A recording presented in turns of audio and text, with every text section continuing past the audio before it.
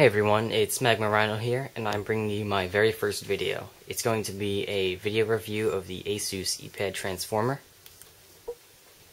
This is the box it comes in. It's nothing too fancy, but it works. It comes wrapped in a little protective sleeve with some instructions and a charging cable and an AC adapter, which I have right here. Oops.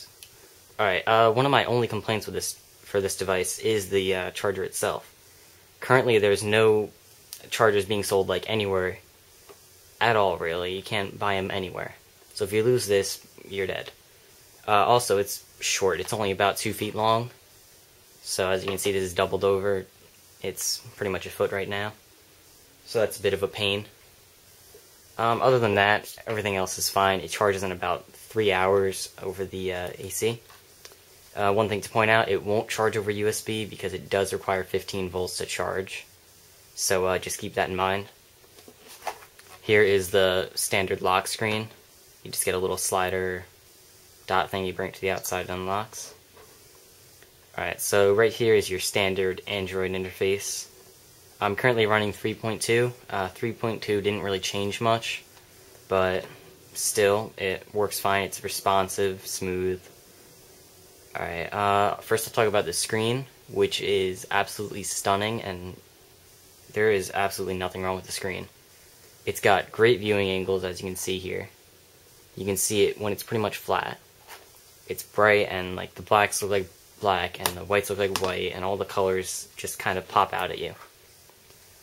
This background here, it's a standard Asus background. It's actually the battery level. So this waterline is your battery level. I'm at 41% right now, and 100% it'll be about here. And when you're charging, it actually bubbles up from the bottom. And also when your finger's on it, whoops. When your finger's on it, you can see it releases some bubbles. So that's something cool.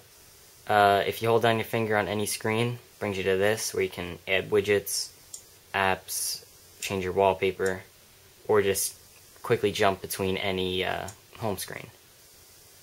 While I'm on the jumping topic, this is the multitasking. It's extremely easy to use. All you do is tap right here, and you get all of your last used apps. You can pop them right up. So I'll show you a video demo right now. This is Avatar.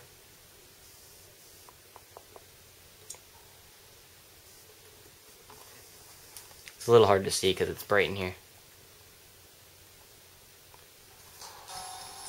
The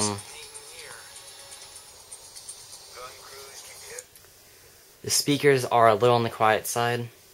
They should be louder. I don't know why Asus didn't take the time to make them a little louder, but it's alright. They still work. You just don't want any ambient noise when you're listening to stuff, or you won't be able to hear it. What else? The battery life on it is really, really good. It is just as good, if not better, than the iPad. I get an average of about 9 to 10 hours doing, like, average things, using apps, going on the internet, stuff like that. What else? There's all these widgets you can get when you download apps, stuff like that. Here you get your weather, it updates automatically. You get all these apps. One thing, the Android market, most of the apps are cheaper than in the app store from Apple, because Android doesn't charge developers $100 yearly to make them, so it's more affordable. The music app isn't very good. Occasionally crashes, but nothing bad. The browser is very quick. There's little shortcuts there that you can put. So this is a pretty flash-filled page. It's a bunch of flash and pictures and whatnot. But it all loads nicely. You can see a little animation playing there.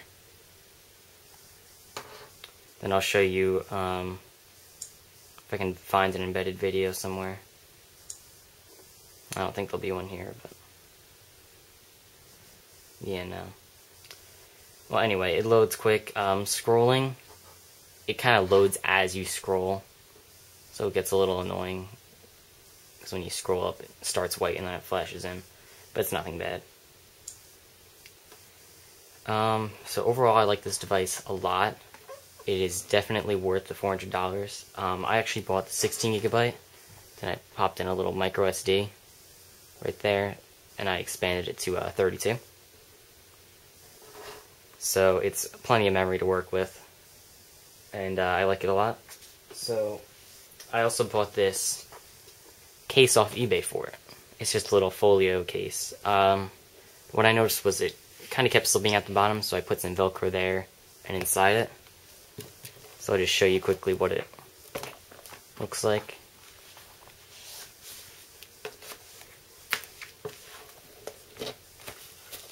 So I just gotta do that, push it in, and it's in. It'll stay in now. So this is really nice because you can either put it in a high stand for watching movies, or low for typing on it. Sorry about that.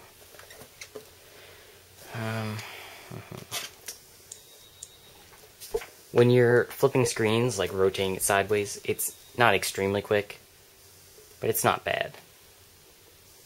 As you can see there, it takes like a second or two to flip, but you get used to it quickly, and it's nothing really big at all. I'll show you a quick game demo. Little Angry Birds.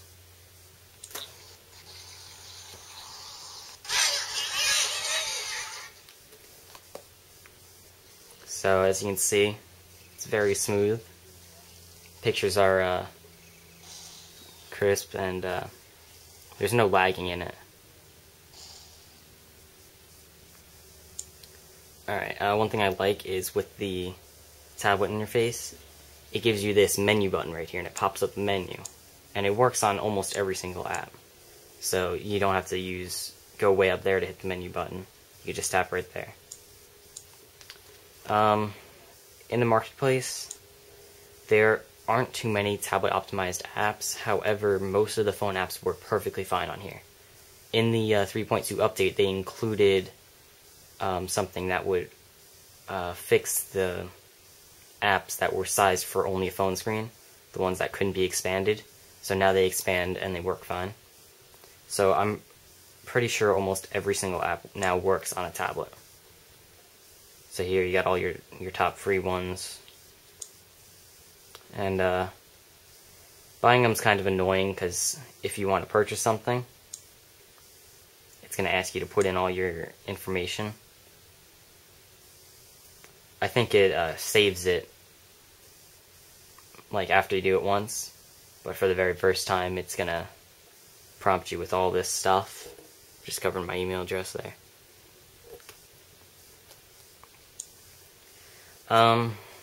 Okay, well, I really like this tablet. One more thing, the camera. You really shouldn't expect a great camera from it. I mean, it's a tablet. Who's going to be pointing this thing around, taking pictures everywhere? I know occasionally you want to take a picture and whatnot, so it works for that. The video's pretty good too. It's nothing, you're not going to want to replace your point and shoot with this, but it works. Here, I'll just give you a little video sample. This is a time lapse I took with it. So you can take some really cool videos with this thing. That's just an ice orb melting.